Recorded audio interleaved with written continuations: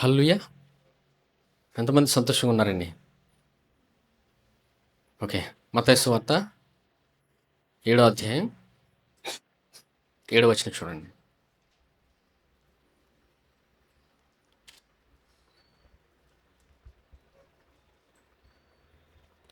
మత్తయి సువార్త 7 అధ్యాయం 7 వచనం.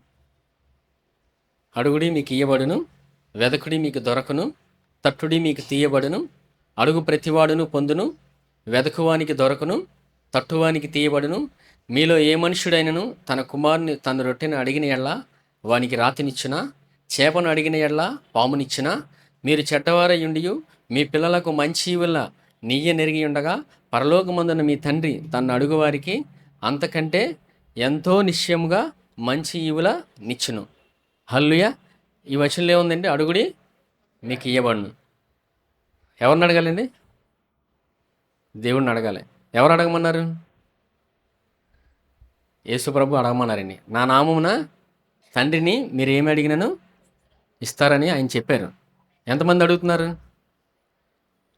అడిగిన వారు అనుభవిస్తారండి. అడిగితే మీకు ఇయ్యబడినని వాక్యంలో ఉందంటే దేవుడు రాయించాడంటే అడిగితే ఖచ్చితంగా మనం అనుభవిస్తాం మన జీవితంలో. ఇక్కడ ఈ వచనంలో చూడండి,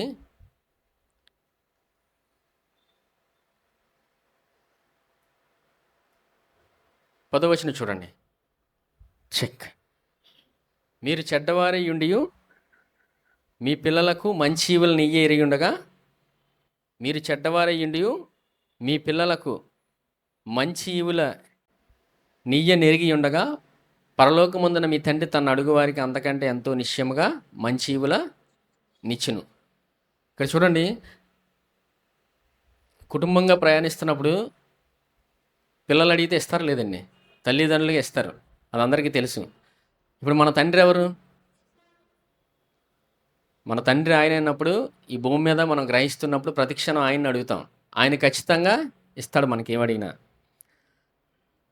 తల్లిదండ్రులు ఎలాగైతే పిల్లలు అడిగినప్పుడు ఎలాగైతే ఇస్తారో దేవుడు కూడా ఇస్తాడండి. దేవుడు ఇస్తాడో లేదండి? ఖచ్చితంగా ఇస్తాడు ఆయన. ఆయన మనం అడిగినప్పుడు మనం అనుభవిస్తాం మన జీవితంలో. సరే, వాక్యంలో ఎవరు ఏమి అడిగారు, ఎలా పొందుకున్నారు అనేది వాక్యంలో చూద్దాం. చూడండి, మొదటి రాజులు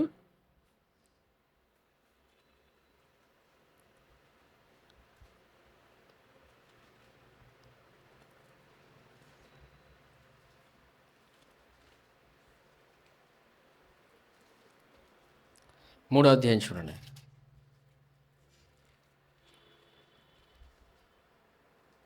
మొదటి రాజులు 3వ అధ్యాయం 7వ వచనం. నా దేవా యెహోవా, నీవు నా తండ్రి అయిన దావీదునకు బదులుగా నీ దాసుడినైన నన్ను రాజుగా నియమించున్నావు. అయితే నేను బాలుడను, కార్యములు జరుపుటకు నాకు బుద్ధి చాలదు. ఇక్కడ ఎవరు రాస్తున్నారండి? ఎవరు మాట్లాడుతున్నారు ఇక్కడ? సొలొమోను మాట్లాడుతున్నాడండి.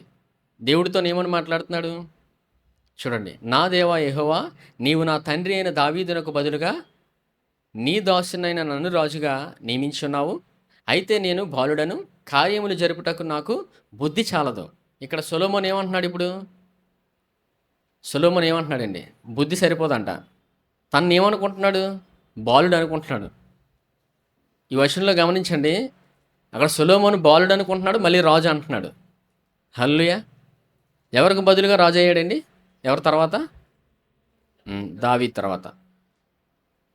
నా దేవా యెహోవా, నీవు నా తండ్రి అయిన దావీదునకు బదులుగా నీ దాసుడినైన నన్ను రాజుగా నియమించున్నావు. అయితే నేను బాలుడను, కార్యములు జరుపుటకు నాకు బుద్ధి చాలదు. నీ దాసుడినైన నేను నీవు కోరుకున్న జనుల మధ్య ఉన్నాను. వారు విస్తరించి ఉన్నందున వారిని లెక్క పెట్టుటయు వారి విశాల దేశమును తనిఖీ చేయుటయు అసాధ్యము. ఇంత గొప్పదైన నీ జనమునకు న్యాయము తీర్చగలవాడెవడు? కాబట్టి నేను మంచి చెడ్డలు వివేచించి నీ జనులకు న్యాయము తీర్చినట్లు నీ దాసుడినైన నాకు వివేకము గల హృదయము దయచేయము. ఇక్కడ సొలొమోను ఏమడిగాడండి? దేవుని వివేకము గల హృదయం అని అడిగాడు. ఎందుకు? ఇజ్రాయేలు ప్రజల్ని పరిపాలించడానికి. ఇప్పుడు సొలొమోను రాజు అయ్యాడు అక్కడ. కానీ ఏమనుకుంటున్నాడు? దేవుడి దగ్గర ఏమంటున్నాడండి? బాలుడును అంటున్నాడు. అంటే అర్థం ఏంటి? బుద్ధి సరిపోదు అంటున్నాడు. తన సామర్థ్యం మాట్లాడుతున్నాడా? లేదా దేవుని సామర్థ్యం వైపు చూస్తున్నాడా? దేవుని సామర్థ్యం వైపు చూస్తున్నాడండి. అందుకే యేసుప్రభు వారు ఏమన్నారు? మీరు చిన్నపిల్లల వంటి స్వభావము కలిగి ఉండి నడుచుకోమన్నారు ఆయన. సొలొమోను ఏం చేస్తాడు? దేవుని ఎదుట నేను బాలుడని అంటున్నాడు. అంటే తగ్గించుకున్నాడా లేదండి? తను తాను తగ్గించుకున్నవాడు హెచ్చింపబడిన ఉంది వాక్యంలో. మనం తగ్గించుకున్నప్పుడు దేవుని దగ్గర ఆయన హెచ్చిస్తాడండి. సొలొమోను హెచ్చింపబడ్డా లేదా? భూమి మీద మనుషుల్లో ఎక్కువ జ్ఞానం ఎవరికి ఉందండి? సొలొమోనే. మనుషుల్లో ఆ రోజుల్లో ఇజ్రాయేల్ ప్రజల్లో ఎక్కువ జ్ఞానం సొలొమోనుకే ఉంది. అంత జ్ఞానాన్ని పొందుకున్నాడు. ఏ విధంగా? దేవుడి దగ్గర తగ్గించుకున్నాడు. నేను బాలుడను అన్నాడు. అవునా? బాలుడను అన్నాడంటే అర్థం ఏంటి? తగ్గించుకున్నాడు అని అర్థం ఏంటి? ఏమడిగాడు దేవుణ్ణి? వినగలిగే హృదయాన్ని అడిగాడు. వివేకం గల హృదయం అంటే వినగలిగే హృదయం అండి. ఎవరి మాట విని నడిచాడు సొలొమోను? దేవుని మాటని. సొలొమోనుకి ఎవరు బోధించారు మరి? ప్రతిదీ దేవుడిని అడుగని దావీదు నేర్పించాడండి. అందుకే దావీదు అంత ప్రత్యేకమైన వాడు. దావీదు దేవుని హృదయానుసారుడు. ఎవరేంటి దావీదు? దేవుని హృదయానుసారుడు. దేవుని హృదయానుసారుడు. దేవుణ్ణి చూస్తాడు, పిల్లలకి నేర్పిస్తాడండి. ఇప్పుడు సొలొమోనుకి ఎంత జ్ఞానం ఎలా వచ్చింది? దావీదు నేర్పించాడు కాబట్టి వచ్చిందండి. సరేనా? అదే సొలొమోను మరలా రాస్తున్నాడు చూడండి. సామెతలు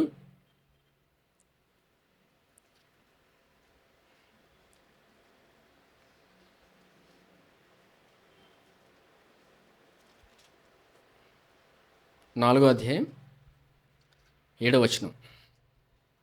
సామెతలు 4వ అధ్యాయం 7వ వచనం. జ్ఞానము సంపాదించుకొనుటే జ్ఞానమునకు ముఖ్యాంశము. నీ సంపాదన అంతయు ఇచ్చి బుద్ధి సంపాదించుకొనుము. దాన్ని గొప్ప చేసిన యెడల అది నిన్ను హెచ్చించును, దాన్ని కౌగిలించిన యెడల అది నీకు ఘనత తెచ్చును. ఇక్కడ సొలొమోను రాస్తున్నాడండి, జ్ఞానము సంపాదించుటే జ్ఞానమునకు ముఖ్యాంశమని. జ్ఞానమే ప్రాముఖ్యం అండి భూమి మీద. జ్ఞానం ఏంటండి? జ్ఞానమే ప్రాముఖ్యం. జ్ఞానం ఎవరు ఇప్పుడు? జ్ఞానము, నీతి, విమోచన, పరిశుద్ధత యేసుప్రభే. ఇప్పుడు సొలొమోను అక్కడ వినగలిగే హృదయాన్ని దేవుడిని అడిగాడు, దావీదు నేర్పించాడు. అదే సొలొమోను ఇక్కడ ఈ అధ్యాయాల్లో జ్ఞానం గురించి మాట్లాడతాడండి. ఎందుకంటే దేవుడి నుంచి జ్ఞానాన్ని తను జీవితంలో అనుభవించాడు కాబట్టే రాయగలిగాడండి. హల్లెలూయా! ఎంతమంది నమ్ముతున్నారండి? సరే, 3వ అధ్యాయం మొదటి నుంచి చూడండి. నా కుమారుడా, నా ఉపదేశము మరువకము, నా ఆజ్ఞలను హృదయపూర్వకముగా గైకొనుము. అవి దీర్ఘాయువును సుఖజీవముతో గడుచు సంవత్సరములను శాంతిని నీకు కలుగజేయును. ఏమొస్తుందండి? సుఖజీవముతో గడుచు సంవత్సరములు శాంతిని నీకు కలుగు చేస్తాయంట. ఉపదేశం అంటే దేవుని వాక్యం అండి. అందులోనే జ్ఞానం ఉందని. ఈ వచనంలో చూడండి, పై వచనంలో, నా కుమారుడా, నా ఉపదేశము మరువకము, నా ఆజ్ఞలను హృదయపూర్వకముగా గైకొనుము. ఉపదేశాన్ని మరువకము అని ఉందండి. మనిషి మర్చిపోతాడా ఉపదేశాన్ని? ఎంతమంది మర్చిపోతారంటారు? ఇప్పుడు వాక్యం విన్న తర్వాత నేను మర్చిపోతున్నాను అన్నవారు ఎవరు చేయాలి చూపించాలి. వాక్యం విన్న తర్వాత మర్చిపోవడం అంటే, ఈ సందర్భం మర్చిపోవడం అని రాసింది కదండి, రాయబడింది. కానీ మరువకమని ప్రాముఖ్యం ఎంచుకోవడం అండి, ఎంపిక. అది సాధారణంగా మనిషి ఏం మర్చిపోవడం, ఎంపిక బట్టి వెళ్తాడు అంతే. హల్లెలూయా! సరే, అలాగో చెప్తాను చూడండి. మనకి చిన్నతనంలో ఎవరైనా మనకి హాని చేసిన వారు ఇప్పటికీ గుర్తున్నారా లేదా? ఎంతమంది గుర్తున్నారు? సరే, మర్చిపోలేదు. దేవుడు మనిషిని అంత ప్రత్యేకంగా సృష్టించాడండి. ఆయన ఏది మర్చిపోడు. మనిషికి అన్నీ గుర్తుంటాయి. వాక్యం దగ్గరికి వచ్చేటప్పటికి మర్చిపోతున్నాం అంటాం. అక్కడ మర్చిపోవడం కాదు, మనిషి ఎంచుకుంటున్నాడు ఇంకేదో. దేవుని వాక్యం కాక ఇంకేదో ఎంచుకున్నాడు. ఆ ఎంపికలోనే వెళ్ళిపోతాడు మనిషి. అందుకే రాస్తున్నాడు ఇక్కడ, నా కుమారుడా, నా ఉపదేశం మరువకము, నా ఆజ్ఞలను హృదయపూర్వకంగా గైకొనుము. అవి దీర్ఘాయువును సుఖజీవముతో గడిచే సంవత్సరములను శాంతిని నీకు కలుగజేయును. ఏం చేస్తుందండి? శాంతి ఇప్పుడు ఎవరిస్తారు మనకి? యేసుప్రభు ఏమన్నారు? ప్రయాసపడి భారం మోసుకున్న సమస్తజనులారా నా యొద్దకు రండి, నేను మీకు విశ్రాంతి కలుగజేతును. ఇప్పుడు విశ్రాంతి ఇచ్చేవాడు ఆయన. ఈ గొప్ప మర్మం, ఈ జ్ఞానాన్ని దావీదు సొలొమోనుకి బోధించాడు. అందుకే దేవుణ్ణి అడగగలిగాడు. దేవుణ్ణి అడిగాడా లేదండి?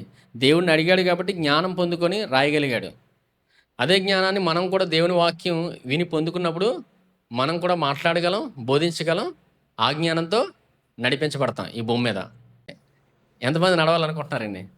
ఓకే. దేవుడు నడిపిస్తాడండి. సరే, మరి దేవుడు వాక్యానికి అంత ప్రాముఖ్యం ఇచ్చాడండి. దేవుడు వాక్యానికి ప్రాముఖ్యత అనేది మనం కొత్త నిబంధనలు అనుకుంటాం. ఎందుకంటే ఎన్నో తరాలుగా మనం చూసాం, ప్రార్థన చేయండి, ప్రార్థన చేయండి సరిపోద్దని అంటారు. అవునా? ప్రార్థన గురించే ఎక్కువగా విన్నాం, వాక్యం గురించి వినలేదు. కానీ దేవుడు వాక్యానికి ఎంత ప్రాముఖ్యత ఇచ్చాడో పాత నిబంధనలోనే ఉంది. హల్లెలూయా! వాక్యం వింటే ప్రార్థన వస్తుంది. హల్లెలూయా! ఎందుకంటే విశ్వాసము కలిగిన ప్రార్థన ఆ రోగిని స్వస్థపరచునని ఉంది వాక్యంలో. ప్రార్థన స్వస్థపరిచేదండి. విశ్వాసము కలిగిన ప్రార్థన. ప్రార్థన కూడా ఎలా చేయాలి ఇప్పుడు? విశ్వాసంతోనే చేయాలి.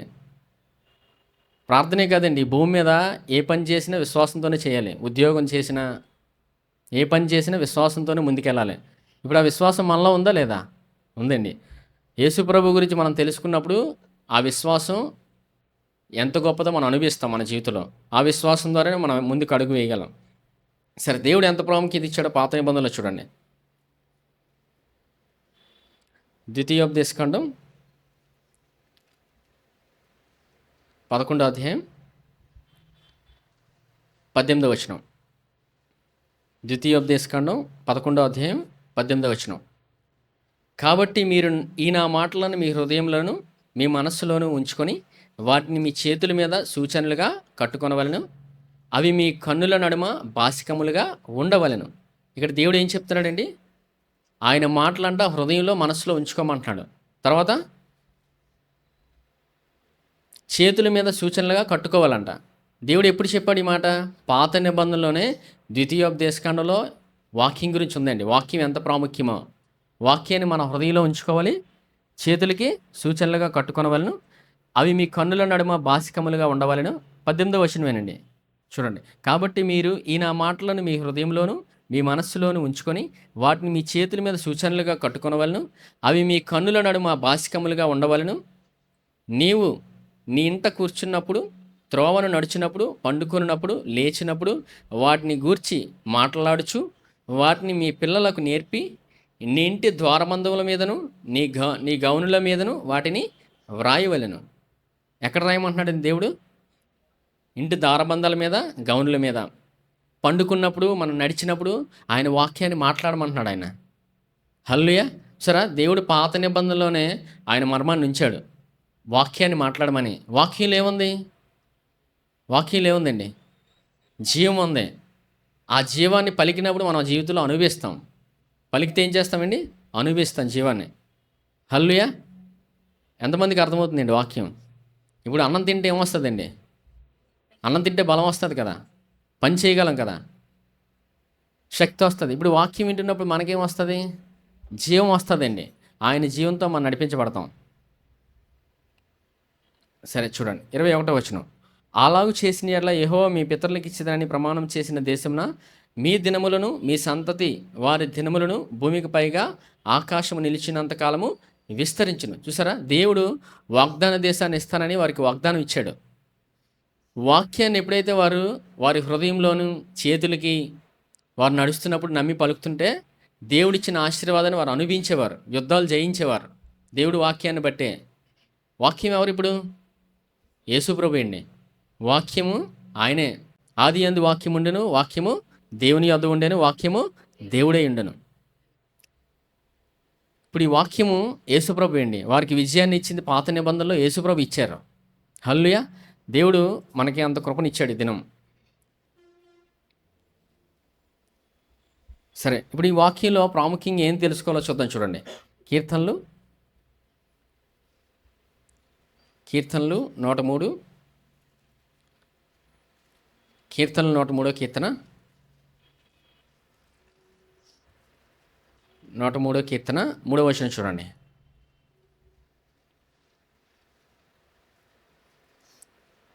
రెండవ వచనం చూడండి. 103 103 కీర్తన 2వ వచనం. నా ప్రాణమా యెహోవాను సన్నతించుము, ఆయన చేసిన ఉపకారములలో దేనిని మరువకము. ఆయన నీ దోషములన్నింటినీ క్షమించువాడు, నీ సంకటములన్నింటినీ కుదుర్చువాడు, సమాధిలో నుండి నీ ప్రాణమును విమోచించుచున్నాడు, కరుణా కటాక్షములు నీ కిరీటముగా ఉంచుచున్నాడు. ఈ వచనం ఎవరు రాశారండి? దావీదు రాశాడండి. దావీదు దేవుని క్షమాపణ గురించి తెలుసుకున్న వ్యక్తి అండి. దేవుడు మనిషిని ఎంత క్షమించాడో దావీదు తెలుసు. అందుకే రాస్తున్నాడు, నా ప్రాణమ యెహోవాను సన్నుతించుము, ఆయన చేసిన ఉపకారములలో దేనిని మరువకము అంటున్నాడు. ఆయన మన జీవితంలో ఎన్నో ఉపకారాలు చేశాడు. హల్లెలూయా. మన జీవితంలోని ప్రతి మనిషి వ్యక్తిగతమైన జీవితానికి తెలిసి ఎన్నో ఉపకారాలు చేశాడో. హల్లెలూయా. అనేక సందర్భాల్లో ఆయన రక్షించాడు, అపాయాల నుంచి తప్పించాడు, వ్యాధుల నుంచి తప్పించాడు. అవునా? ఆయనే రక్షించి మనల్ని ఈరోజు సజీవులుగా ఉంచాడు. అవే మర్చిపోద్దు అంటున్నాడు. నా ప్రాణమ యెహోవాను సన్నుతించుము, ఆయన చేసిన ఉపకారములలో దేనిని మరువకము. మర్చిపోవద్దు అంటున్నాడండి ఉపకారాలు. దేవుడు చేసిన మేలుల్ని ఎప్పుడు మనం కొన్ని సందర్భాల్లో మర్చిపోయే సందర్భం ఎందుకు వస్తుందంటే, మనిషి తన సామర్థ్యాన్ని మాట్లాడతాడు మధ్యలో. హల్లెలూయా. దేవుడు మనకి ఎన్ని మేలు చేశాడో, దేవుడు మనల్ని ఎంతగా భూమి మీద నడిపించాడో ప్రతి వ్యక్తిగత జీవితానికి తెలుసు.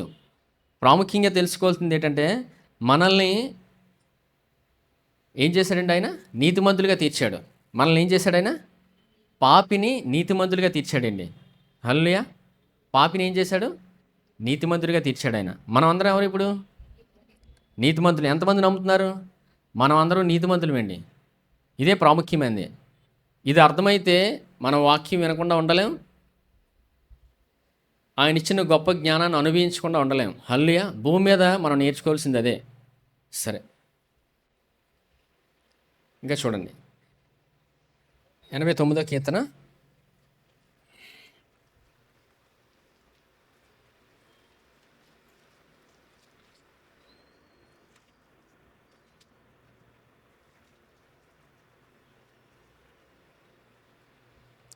16వ వచనం. 89వ కీర్తన 16వ వచనం. నీ నామును బట్టి వారు దినమెలా హర్షించుచున్నారు, నీ నీతి చేత హెచ్చింపబడుచున్నారు. ఎవరి చేత అండి? నీతి చేత. ఈరోజు మనకు ఘనత ఎవరిచ్చారు? యేసుప్రభు. ఇక్కడ నీతి అంటే ఎవరండి? యేసుప్రభు. ఆయన మనల్ని హెచ్చించాడు ఈరోజు. హల్లెలూయా. ఎంతమంది నమ్ముతున్నారు హెచ్చించారని? ఆయన హెచ్చించాడండి. మనల్ని నీతిమంతులుగా చేశాడంటే ఆయన హెచ్చించాడని అర్థం. మనల్ని ఈరోజు తలగా చేశాడు ఆయన, తోకగా కాదండి. ఈరోజు మనల్ని ఆయన తలగా ఉంచాడు. మనం ఎక్కడికి వెళ్ళినా తలగానే ఉంటాం. ఇది ఎప్పుడు మర్చిపోకూడదు.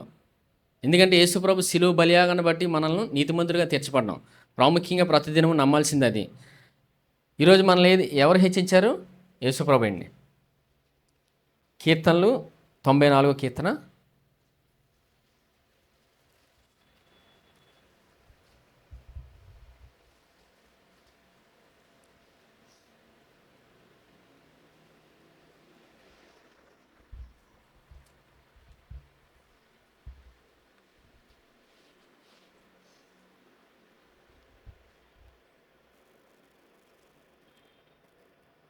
19వ వచనం చూడండి.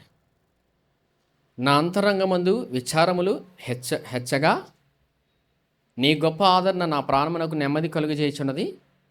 ఏం రాస్తానండి ఇక్కడ దావీదు? నా అంతరంగమందు విచారములు అంటే ఎక్కువగా ఉన్నాయంట. విచారములతో నిండిపోయింది అంతరంగం. నీ గొప్ప ఆదరణ నా ప్రాణమునకు నెమ్మది కలుగజేయుచున్నది. ఇప్పుడు మనకు నెమ్మది ఇచ్చేవారు ఎవరు మన జీవితానికి? యేసుప్రభు అండి. దావీదుకి తెలుసు ఆ మర్మం. అందుకే రాస్తున్నాడు వచనంలో, ఆదరణ ఆయన దగ్గర నుంచి వస్తుందండి, నెమ్మది ఆయన దగ్గర నుంచి వస్తుందని దావీదుకి తెలుసు. తన జీవితంలో అనుభవించాడు కాబట్టి ఈ వచనాన్ని పరిశుద్ధాత్మ దేవుడు ప్రేరేపించాడు. దావీదు తన జీవితంలో దేవుడిచ్చిన ఆశీర్వాదాన్ని, నెమ్మదిని అనుభవించాడు. హల్లెలూయా. ఎంతమంది అనుభవించాలనుకుంటున్నారు? మనం వాక్యం వింటున్నప్పుడు అనుభవిస్తామండి. ఇది ఈ ప్రక్రియ జరుగుతుంది.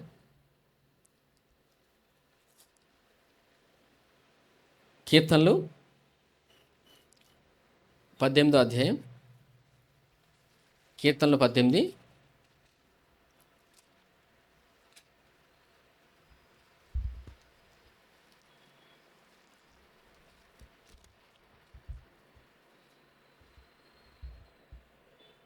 39వ వచనం.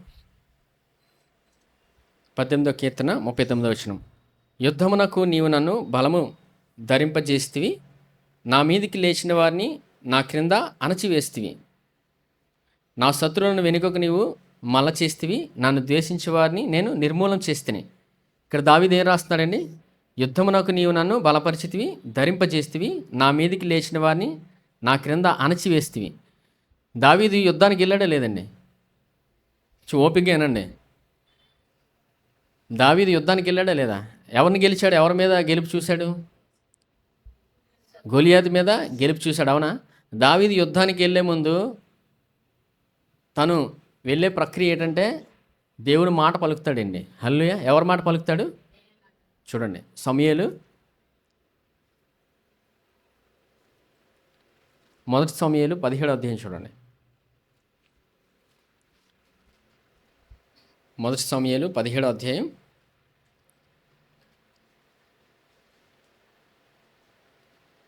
45వ వచనం చూడండి. 1 సమూయేలు 17వ అధ్యాయం 45వ వచనం. దావీదు, నీవు కత్తియు ఈటియు బల్లెమును ధరించుకొని నా మీదికి వచ్చుచున్నావు. అయితే నీవు తిరస్కరించిన ఇజ్రాయేలు సైన్యములకు అధిపతియగు యెహోవా పేరట నేను నీ మీదికి వచ్చుచున్నాను. సరే, దావీదుకుడు ఇక్కడ గొలియాతుతో మాట్లాడుతున్నాడండి. నీవు కత్తే ఈటే పట్టుకొని నా మీదకి వస్తున్నావు, నేనైతే ఎవరి పేరట వస్తున్నాను అన్నాడు? యెహోవా పేరట నేను నీ మీదకి వస్తున్నాను అన్నాడు. హల్లెలూయా. ఏమని పలికాడండి? యెహోవా నామాన్ని పలికాడు. మాట పలకడంలోనే విజయం ఉందండి. హల్లెలూయా. ఇప్పుడు దావీదు విజయాన్ని ఎలా చూశాడు? ఆయన నామాన్ని బట్టి విజయాన్ని చూశాడు. యేసు ప్రభు నామం అంత ప్రాముఖ్యమైనది అండి. ఆయన మాట పలుకుతున్న ప్రతి క్షణం శక్తిని అనుభవిస్తాం భూమి మీద. దావీదు తన జీవితంలో అనేక విజయాలు ఆయన నామాన్ని బట్టి చూశాడు. అందుకే దావీదు కీర్తనలు అనేక సార్లు ఆయన నామాన్ని హెచ్చించి రాయబడింది. ఆయన నామాన్ని గణపరిచాడు, ఆయన నామాన్ని స్తుతించాడు. ఈరోజు మనం ఏం చేయాలి? ఆయన నామాన్ని స్తుతించాలి, ఆయన నామాన్ని గణపరచాలండి. ఆయన గణపరిస్తే ఆయన ఏం చేస్తారు మనకి? ఆయన మనకేం చేస్తారండి? నన్ను గణపరచువాడిని నేను గణపరుస్తానన్నాడు. ఆయన నామాన్ని గణపరచడానికి ఉన్నామండి భూమి మీద. ప్రాముఖ్యంగా తెలుసుకోవాల్సింది అది. దావీదు వెళ్ళే ప్రతి క్షణం దేవుడి నామాన్ని మాటను పట్టుకొని ముందుకెళ్ళాడు. ఎందుకు దేవుడు మనకు నేర్పిస్తున్నాడంటే, ఈ భూమి మీద మనం బ్రతకాల్సింది బ్రతికే జీవితం, మనం జీవాన్ని అనుభవించే జీవితం వాక్యాన్ని బట్టి జరుగుతుంది. మనిషి సామర్థ్యాన్ని బట్టి జరగదండి. ఇది అర్థమైతే వాక్యాన్ని ఎవరు విడిచిపెట్టలేరు. హల్లెలూయా. వాక్యమే ప్రాముఖ్యం ఈ భూమి మీద. వాక్యం ఎవరు? యేసుప్రభు. దావీదు విజయాలు ఎలా చూశాడు? ఇప్పుడు వాక్యాన్ని బట్టేనండి. సరే, మరి ఇప్పుడు వాక్యం లేకపోతే పరిస్థితి ఎలా ఉంటుందో చూద్దాం. వాక్యం లేకపోతే జీవిత గమ్యం ఎలా వెళ్తుందో చూద్దాం. ఎంతమంది నేర్చుకోవాలనుకుంటున్నారు? చూడండి, 1 సమూయేలు 8వ అధ్యాయం చూడండి.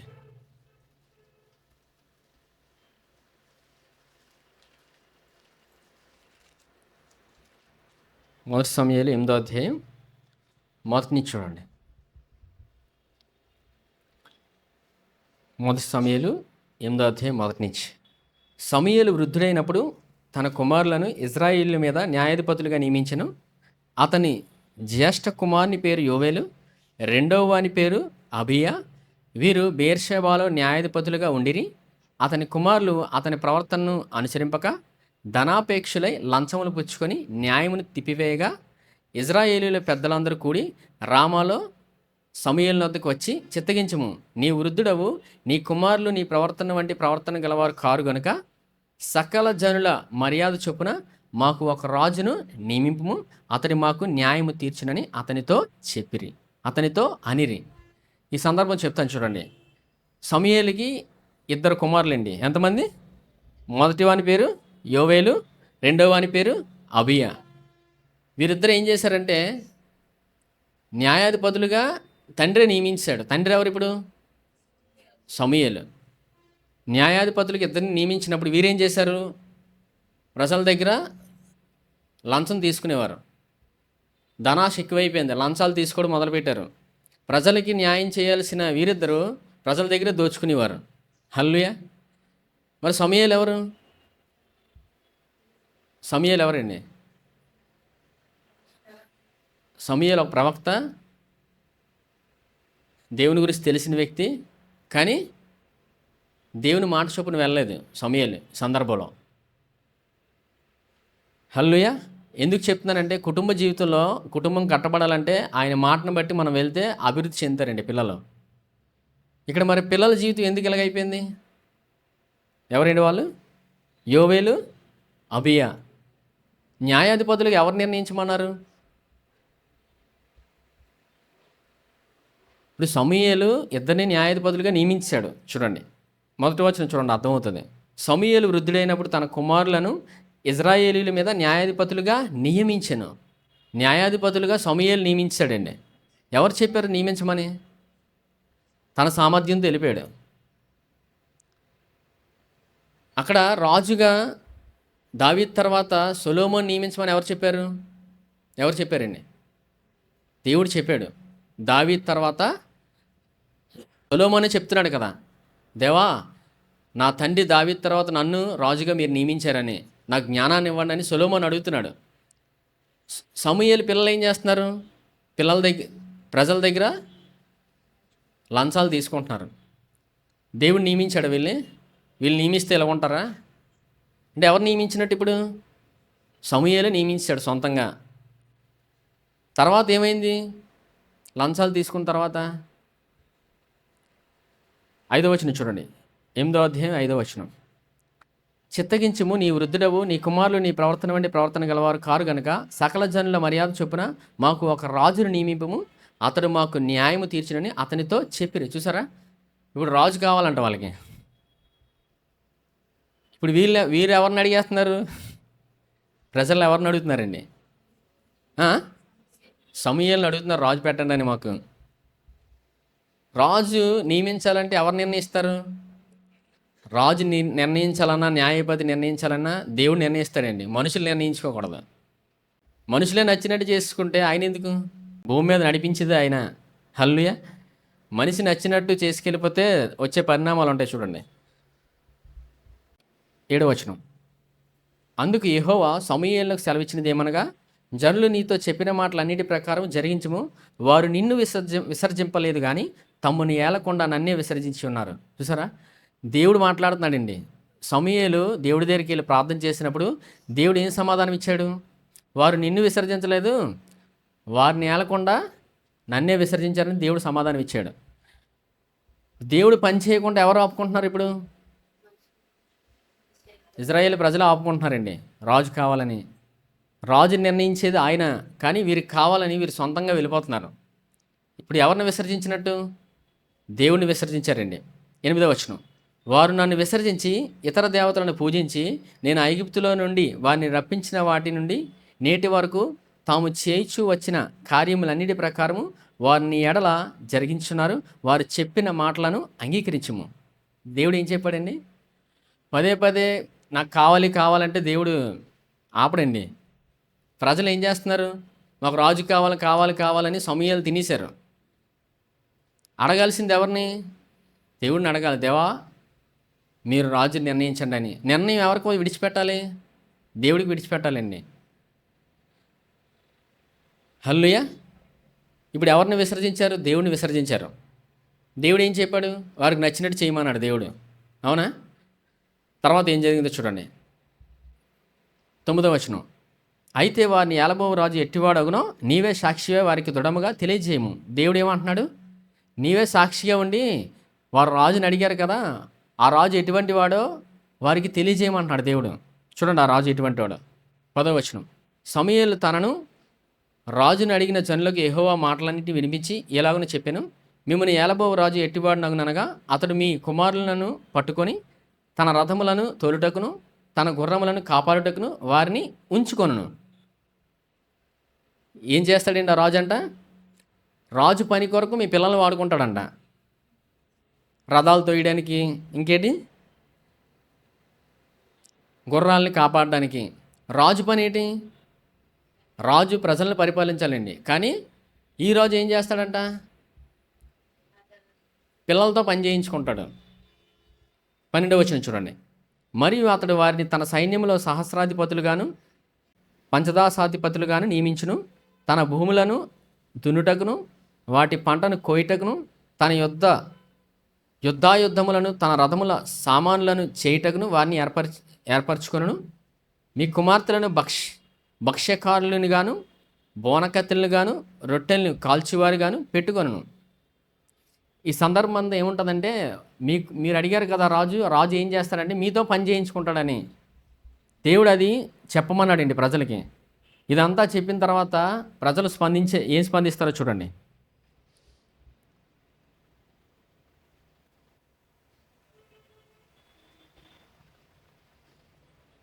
19వ వచనం. అయినను జనులు సమూయేలు యొక్క మాట చెవిని బెట్టనొలక, అలాగున కాదు, జనులు చేయు రీతిని మేమును చేయనట్లు మాకు రాజు కావాలను, మా రాజు మాకు న్యాయం తీర్చును, మా ముందర పోవచ్చు, అతడే మా యుద్ధములను జరిగించు ననిరి. సమూయేలు జనుల యొక్క మాటలన్నింటిని విని యెహోవా సన్నిధిని వాటిని వివరించను. వీరేం చేయలేదండి, దేవుడు చెప్పమన్నమన్న మాట సమూయేలు చెప్పమన్నప్పుడు వీరేం చేశారు? సమూయేలు మాట వినలేదండి. దేవుడు ఏం చెప్పమన్నాడు? మీరు అడిగిన రాజు ఇలా ఉంటాడని ముందే చెప్పబడింది. అయినా ప్రజలు విన్నారా? వినలేదు. హల్లెలూయా.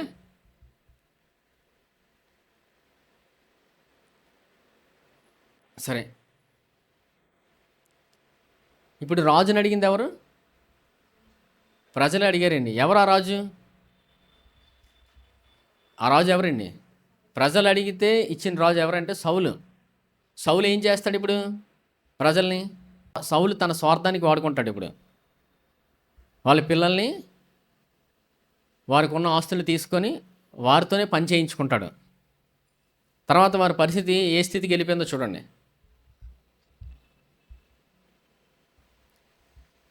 మొదటి సమూయేలు 12వ అధ్యాయం 19వ వచనం చూడండి.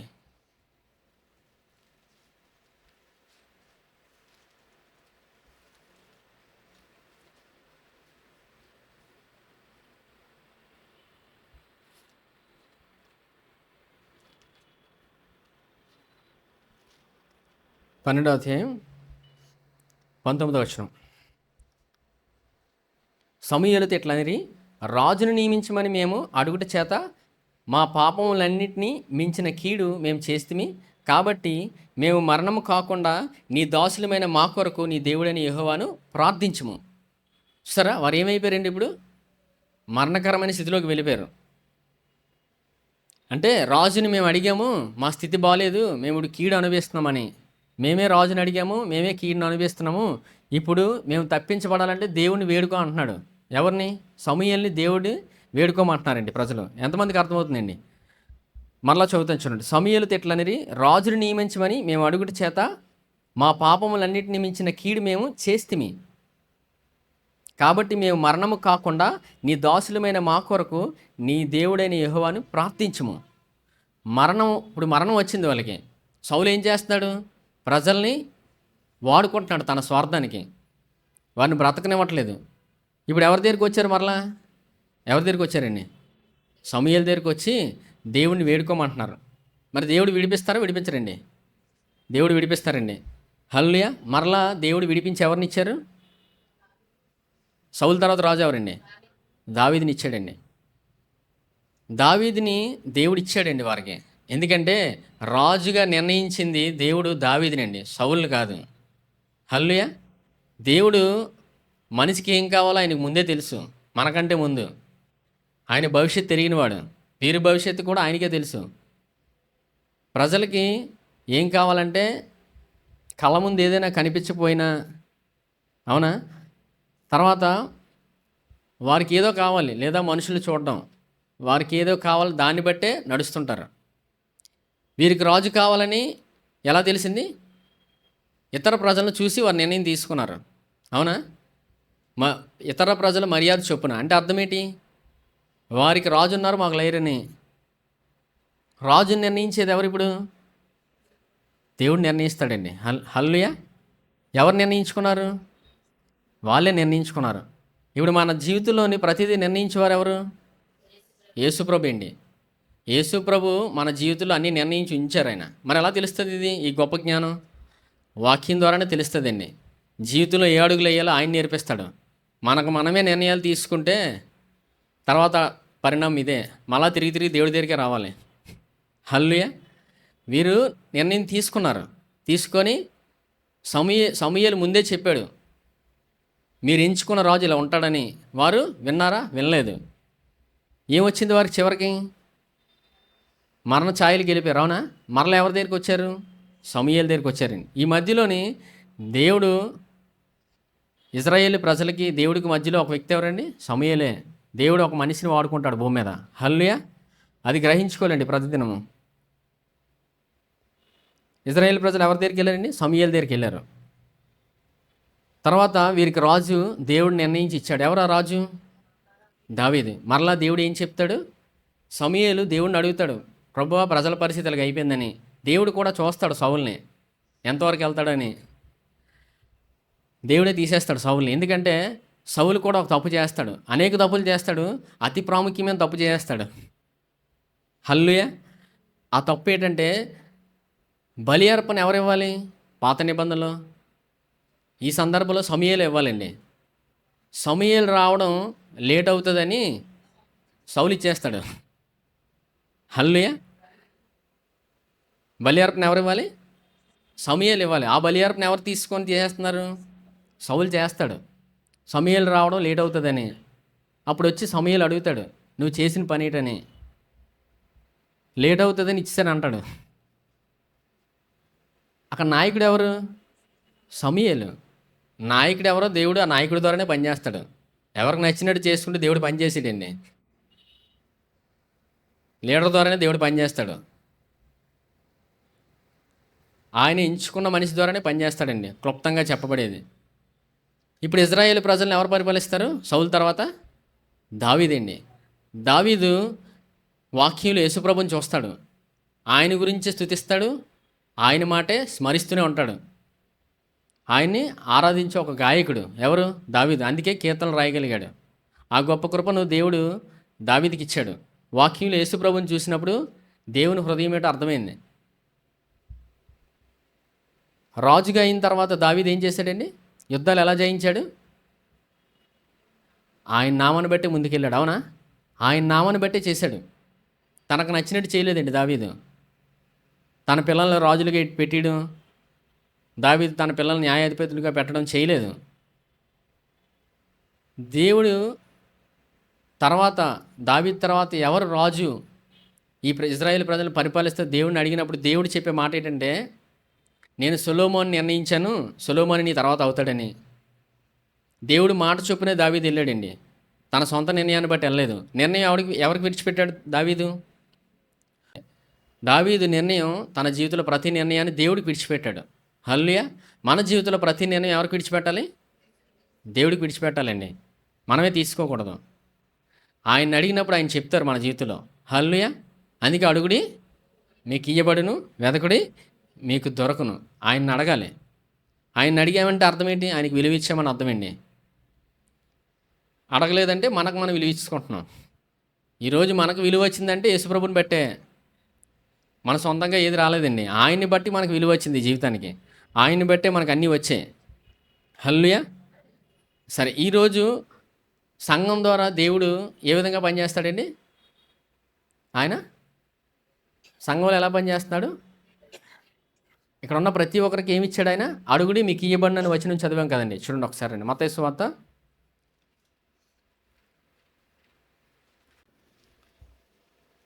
మత్తయి సువార్త 7వ అధ్యాయం 7వ వచనం చూడండి.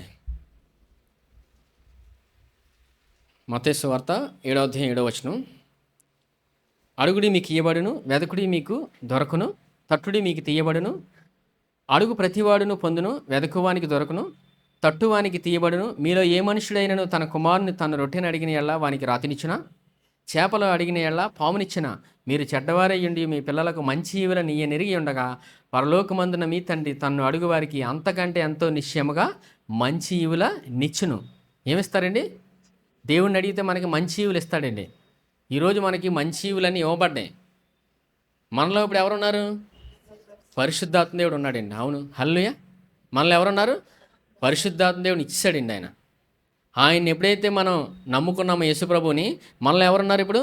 పరిశుద్ధాత్మ దేవుడు ఉన్నాడండి. ఆయనే ఈ భూమి మీద నడిపిస్తాడు. ఎలా నడిపిస్తాడు? వాక్యాన్ని జ్ఞాపకం చేస్తూ, వాక్యంలో ఉన్న గొప్ప జ్ఞానాన్ని మనకి వినిపిస్తూ నడిపిస్తాడు. హల్లెలూయా! సరే, ఇప్పుడు ఎలా నడిపిస్తాడో, మనం ఎలా నడవాలో వాక్యంలో ఎలా ఉందో చూద్దాం. చూడండి, ఎఫ్‌సీ పత్రిక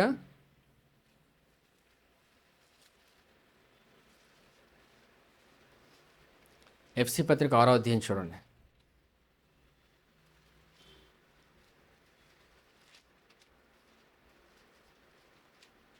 ఎఫ్‌సీ పత్రిక 6వ అధ్యాయం 13వ వచనం. ఎఫ్‌సీ పత్రిక 6వ అధ్యాయం 13వ వచనం. అందుచేతను మీరు ఆపద్దినమందు వారిని ఎదిరించుటకును, సమస్తము నెరవేర్చిన వారే నిలవబడుటకును శక్తిమంతులగునట్లు దేవుడిచ్చు సర్వాంగ కవచమును ధరించుకొనుడి. ఏం చేయాలండి? ఆపద్దినమందు శక్తిమంతులగునట్లు ఏం ధరించుకోవాలి? సర్వాంగ కవచాన్ని ధరించుకోలేండి. దేనికి సర్వాంగ కవచం? మనం శక్తిమంతులం అవుతామని. ఇప్పుడు ఆపద్దినమందు, ఇప్పుడు పరిస్థితి బాగాలేదు, ఏం చేయాలి?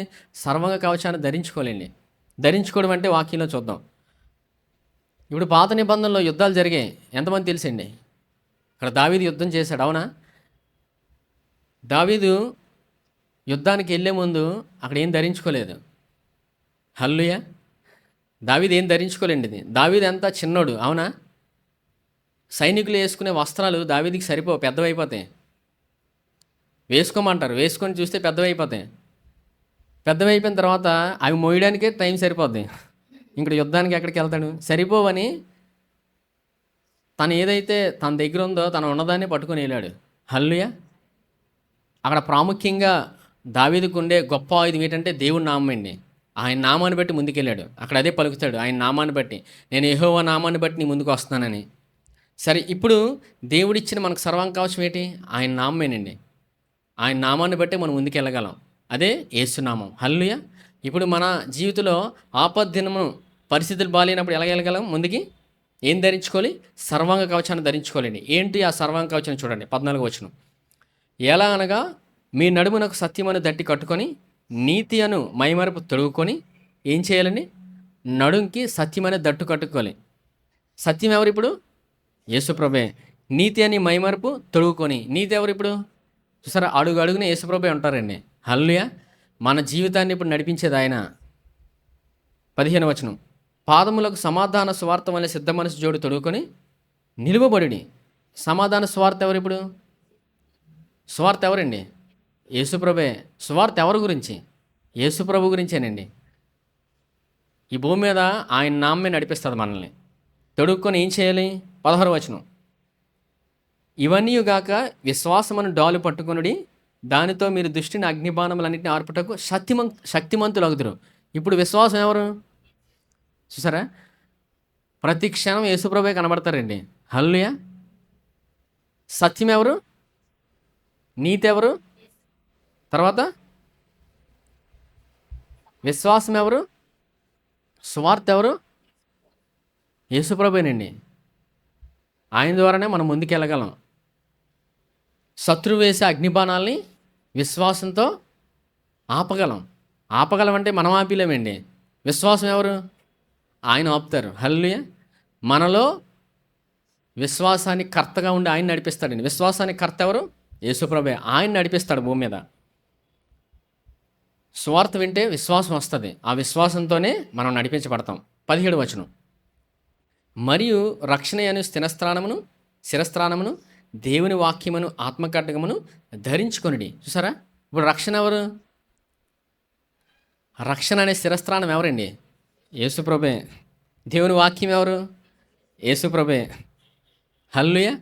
ఆయన నడిపించేవాడండి. 18వ వచనం. ఆత్మ వల్ల ప్రతి సమయమందును ప్రతి విధమైన ప్రార్థనను విజ్ఞాపనను చేయుచు ఆ విషయమై సమస్త పరిశుద్ధుల నిమిత్తమును పూర్ణమైన పట్టుదలతో విజ్ఞాపన చేయుచు మెలకువగా ఉండుడి. హల్లెలూయా! ఇక్కడ ఏముందండి? ఆత్మ వలన ఉంది.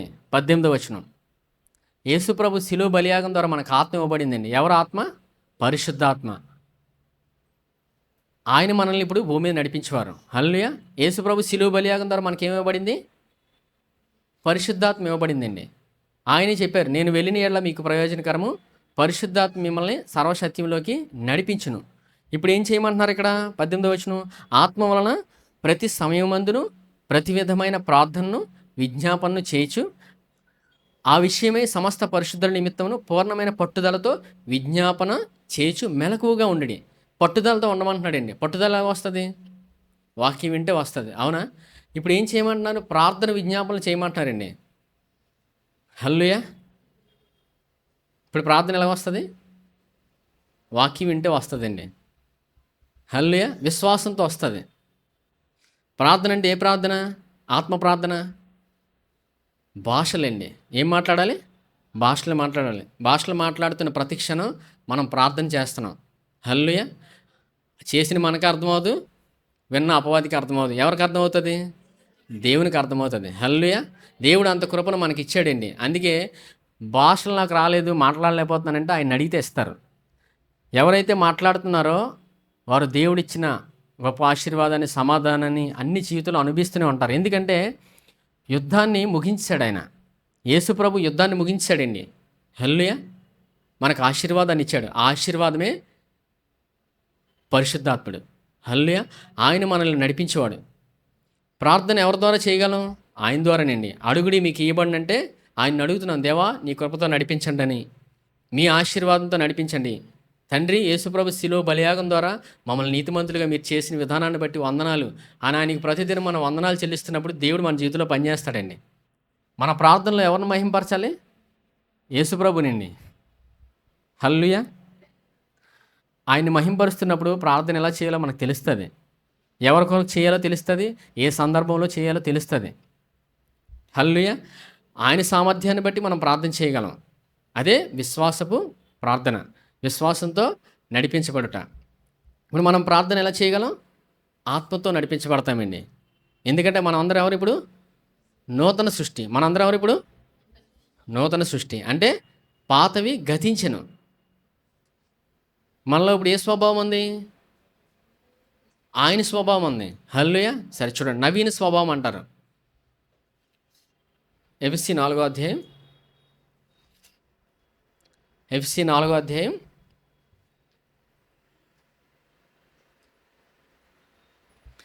22వ వచనం. ఎఫెసీ 4వ అధ్యాయం 22వ వచనం. కావున మునుపటి ప్రవర్తన విషయంలోనైతే మోసకరమైన దురాశ వలన చెడిపోవు మీ ప్రాచీన స్వభావమును వదులుకొని మీ చిత్తవృత్తి యందు నూతన పరచబడిన వారై నీతియు యథార్థమైన భక్తియు గలవారై దేవుని పోలికగా సృష్టింపబడిన నవీన స్వభావమును ధరించుకొనవలెను. హల్లెలూయా. ఇప్పుడు మనం ఎవరండి? నవీన స్వభావం గలవారం.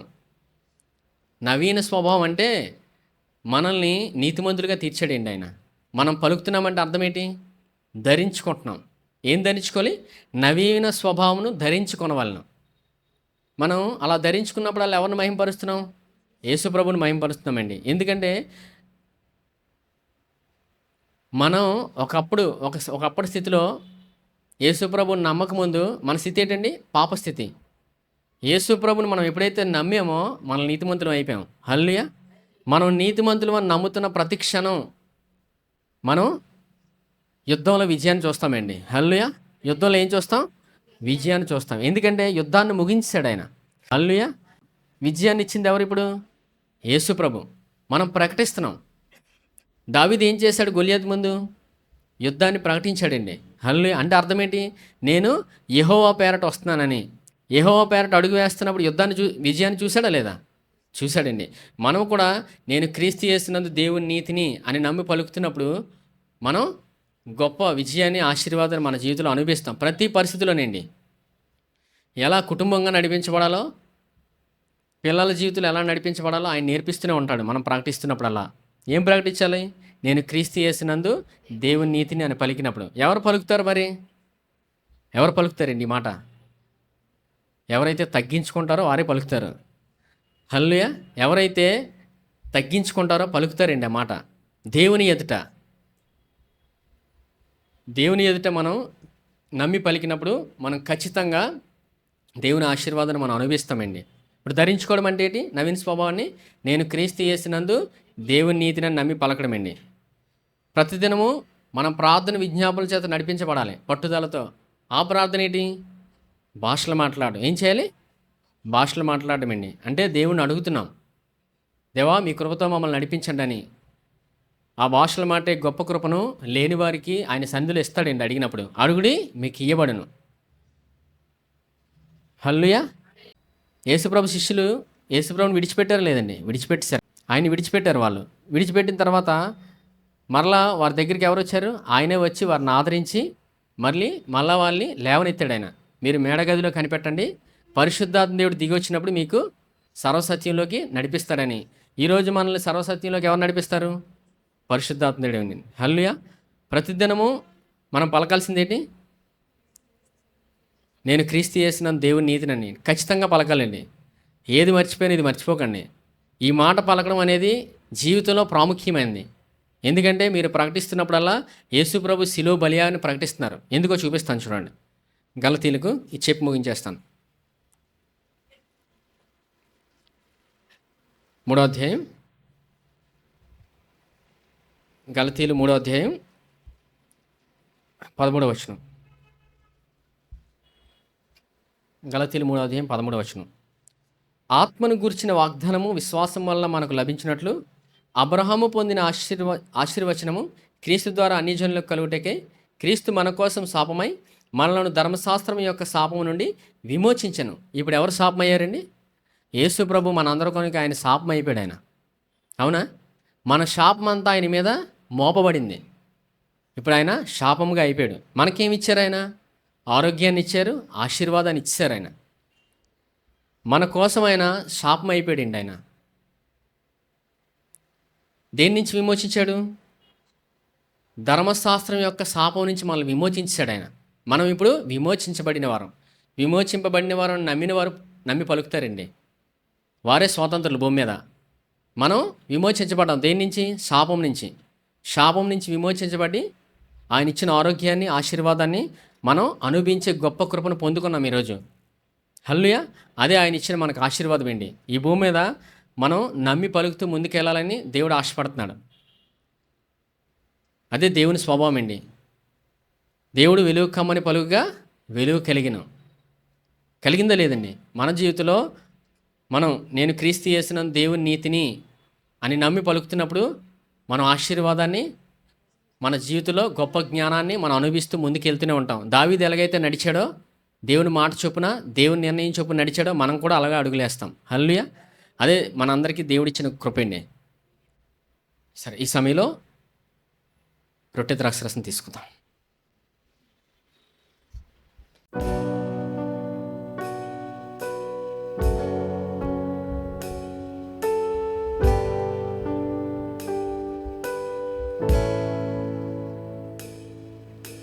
సిలువను గెలిచిన సజీవుని త్యాగము విలువను తెలిపెను పరిశుద్ధుని రక్తము.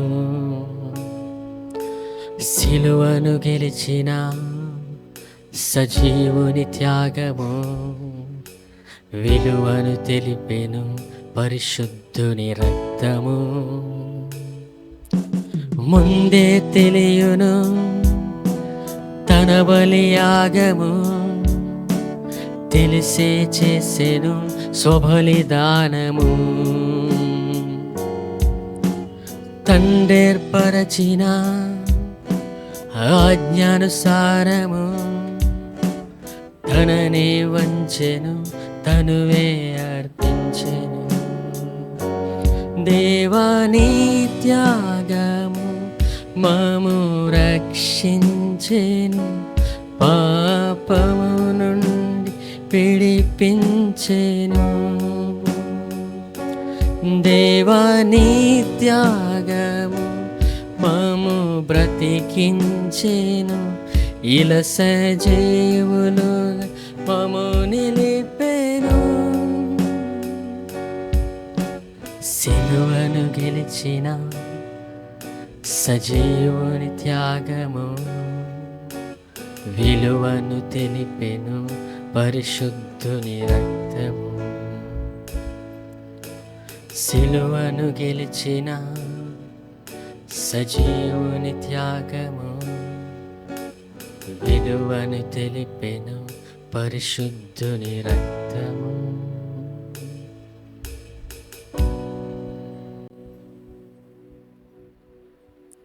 ఈ రొట్టె ఆయన శరీరానికి సాదృశ్యంగా ఉంది. ప్రతి మానవుడు రక్షించబడాలని ఆయన శిలువలో, ఆయన శరీరంలో ప్రతి మనిషి యొక్క శిక్షను ఆయన శరీరంలో అనుభవించాడు. ఆయన శిక్ష అంతటిని ఆయన శరీరంలో అనుభవించి మనకు ఆరోగ్యాన్ని ఇచ్చాడు, మనకు ఆశీర్వాదాన్ని ఇచ్చాడు. ఈ సమయంలో ఆయన పొందిన దెబ్బల వల్ల నాకు స్వస్థత కలిగిన నమ్మి ఈ రొట్టెని తీసుకోండి.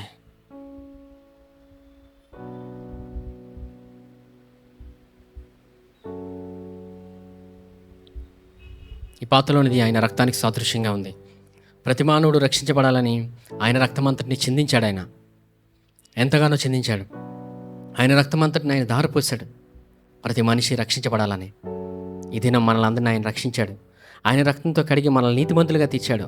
అంత కృపను మనందరికీ ఇచ్చాడు. ఆయన మనల్ని నీతిమంతులుగా చేశాడు ఆయన రక్తంతో కడిగి. ఈ సమయంలో నేను క్రీస్తు యేసునందు దేవుని నీతిని నమ్మి ఈ పాత్రలోనే తీసుకోండి.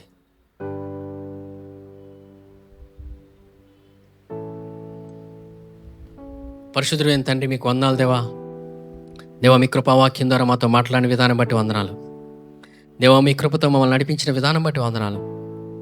అవునయ్యా దేవా, దావీదుని మీరు నడిపించారు నాయన. దేవా, మీ మాట చొప్పున అడుగులు వేశాడయ్యా. ప్రతి నిర్ణయాన్ని మిమ్మల్ని బట్టే తీసుకున్నాడు నాయన. మిమ్మల్ని బట్టే ముందుకెళ్ళాడయ్యా. మీ నామాన్ని బట్టే యుద్ధానికి వెళ్ళాడు నాయన. విజయాన్ని చూశాడయ్యా. పిల్లల జీవితాన్ని కూడా మీ నిర్ణయానికి విడిచిపెట్టాడు నాయన. మీ మాట చొప్పున ముందుకెళ్ళాడయ్యా. అంత కృపను మా అందరికీ మీరు ఇచ్చినందుకు వందనాలు దేవా. మీ మాట చొప్పున ముందుకెళ్ళే కృపలోకి నడిపించండి. మీ వాక్యాన్ని వినగలిగే హృదయాన్ని మాకిచ్చి నడిపించమని వేడుకుంటున్నాను. మీ వాక్యంతో నడిపించమని వేడుకుంటున్నాను నాయన. సొలొమోను ప్రజల్ని పరిపాలించడానికి మీ ఎదుటికి వచ్చాడు నాయన. దేవా, నా జ్ఞానం బుద్ధి సరిపోదు నాయన, మీ జ్ఞానం దయచేయండి అయ్యా. మీ జ్ఞానం దయచేయమని అడిగినప్పుడు మీరు సొలొమోనుకి ఇచ్చారు నాయన. మీ జ్ఞానంతో నడిపించబడ్డాడు నాయన. మీ జ్ఞానంతోనే దేవాలయాన్ని కట్టాడయ్యా. ఇంత కృపను మీరు సొలొమోనుకి ఇచ్చారు. మీకు వందనాలు.